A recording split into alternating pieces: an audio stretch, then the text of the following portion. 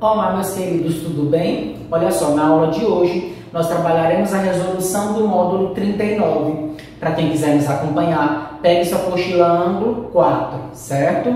Para quem não lembra qual foi esse módulo que nós trabalhamos lá em redação, foi o módulo onde nós falamos pode ser inventado, mas tem de ser verossímil. Nós falamos sobre a verossimilhança, todos esses aspectos que são importantes dentro de um texto narrativo, tá certo? Porque agora dentro de um texto narrativo? Porque por enquanto nós ainda estamos trabalhando todos os aspectos, estrutura, caracterização desse tipo textual que é a narração, tá? Logo de início aparece pra gente uma atividade oral de leitura que diz o seguinte: seu professor lerá 3 fragmentos de um texto para a turma. Acompanhe com atenção. Fragmento 1. Eu era super preocupada com as lições de casa. Um dia, na 2ª série, eu estava a meio caminho do colégio quando me lembrei que havia esquecido completamente de responder a um questionário e tinha deixado o livro em casa. Dei marcha a ré, voltei para casa, abri o livro e o caderno e comecei a responder as questões. Talvez chegasse atrasada às aulas, mas achava essa encrenca melhor do que não levar a lição. Terminei, joguei o caderno na mochila e saí correndo para o colégio. Corri tanto que nem reparei que a mochila estava aberta e que meus cadernos iam despencando pelo caminho.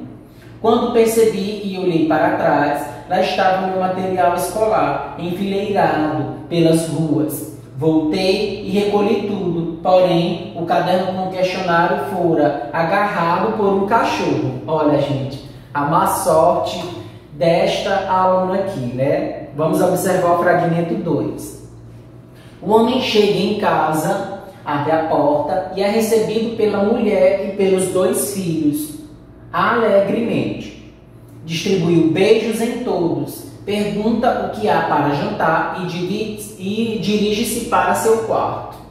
Vai tomar um banho, trocar de roupas e preparar-se para algumas horas de sossego na frente da televisão antes de dormir.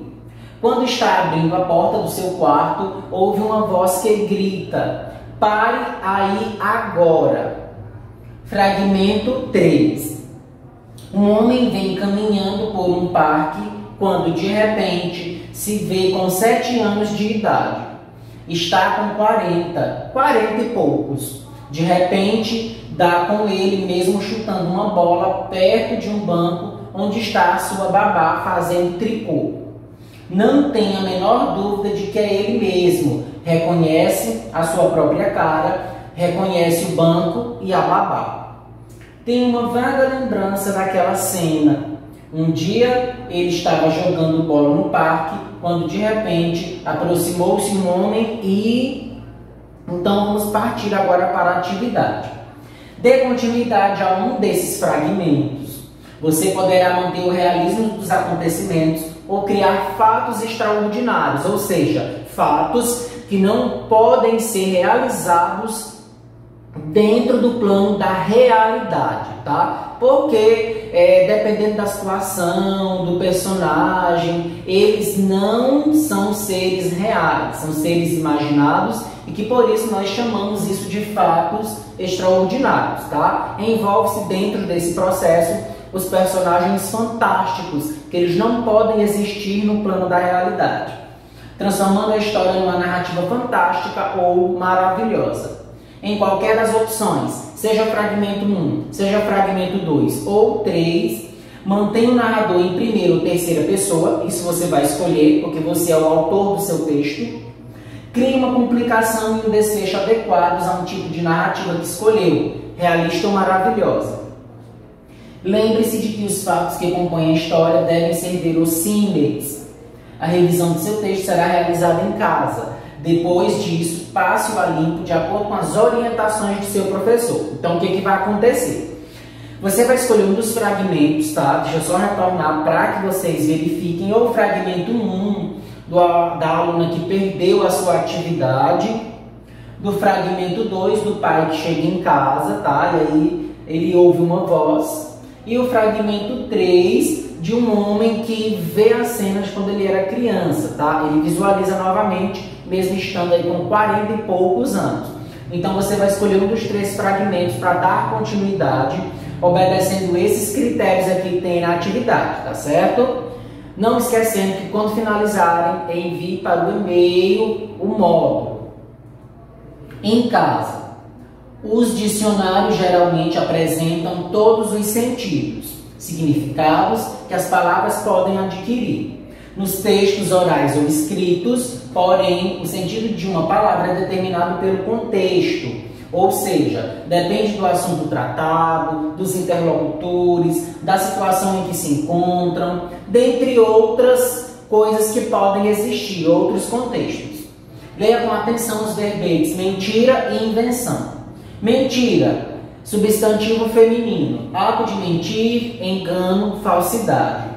Hábito de mentir, afirmação contrária à verdade, a fim de induzir a erro, qualquer coisa feita na intenção de enganar, pensamento, doutrina ou juízo falso, ilusão, fábula, ficção. Já a invenção, ato, faculdade, processo ou efeito de inventar, de criar, descoberta ou criação decorrente de estudo e experimento, de alguma coisa concreta ou abstrata. Faculdade de conceber algo novo, criação. Coisa imaginada ou inventada por alguém. Coisa imaginada que se dá como verdadeira, invencionice, fantasia, coisa imaginada de modo astucioso, frequentemente com objetivos escusos. Agora escreva 2 pequenos diálogos, de 2 ou 3 falas cada um. No primeiro, as palavras mentira e invenção devem ter o mesmo sentido. No segundo, elas devem ter sentidos diferentes. Então, verifique aí para que você faça esse diálogo aí, colocando dentro da perspectiva que a questão pediu, tá? O mesmo sentido aí em um deles e no outro não. Segunda, se você já terminou a primeira versão do texto, que é esse aqui, revise-o agora. Caso não tenha terminado, finalize-o antes da revisão. Então, olha só o roteiro do texto que vocês devem seguir para fazer a produção tanto da atividade oral quanto da atividade em casa, tá? Neste caso aqui, essa revisão vai para essa atividade do em casa. A revisão da atividade oral é essa aqui. Lembrem-se que ambas possuem as suas caracterizações, tá? Toda a descrição de como será realizada a atividade. Verifique se manteve o narrador inicial, primeira pessoa, se você optou por dar continuidade ao fragmento 1, terceira pessoa, se preferiu o fragmento 2 ou o fragmento 3. O desenvolvimento do conflito e o desfecho são adequados ao tipo de narrativa que decidiu produzir. Realista ou narrativa maravilhosa? Os fatos narrados parecem verdadeiros, isto é, sequência criada e verossímil. As palavras estão corretamente grafadas? Quando não tiver certeza disso, recorra a um dicionário ou a pesquisa mesmo na internet. Utilizou marcadores temporais para deixar clara a passagem do tempo? Então verifique se dentro do seu texto possui tudo isso aqui, ó gente. Professor, se não tiver uma dessas caracterizações, o que eu faço?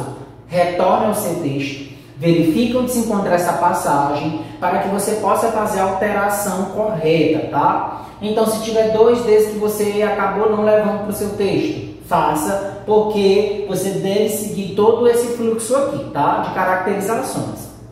Reflita sobre verdade e mentira e responda. Letra A. As mentiras podem fazer mal? Cite exemplos que comprovem sua opinião. Então aqui você vai dizer, a mentira ela pode fazer mal a alguém, a um grupo, a uma notícia, a uma pessoa. Aí vocês vão colocar citando exemplos disso. Se você disser que faz mal, você vai citar casos onde a mentira trouxe muitos prejuízos para uma pessoa, para um grupo, para uma turma, tá? Ou se faz bem, caso seja a sua opinião, você vai colocar também fatores que vão caracterizar justamente o que você responder, tá?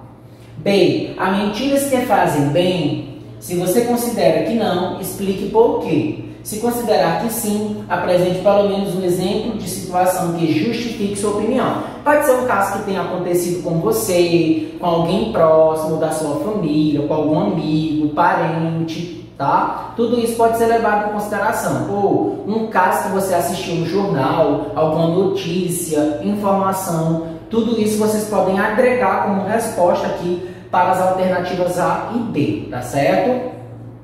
Então, pessoal, por hoje foi só. Espero que vocês tenham gostado. Acompanhe as redes sociais e a Agenda Edu e até a próxima.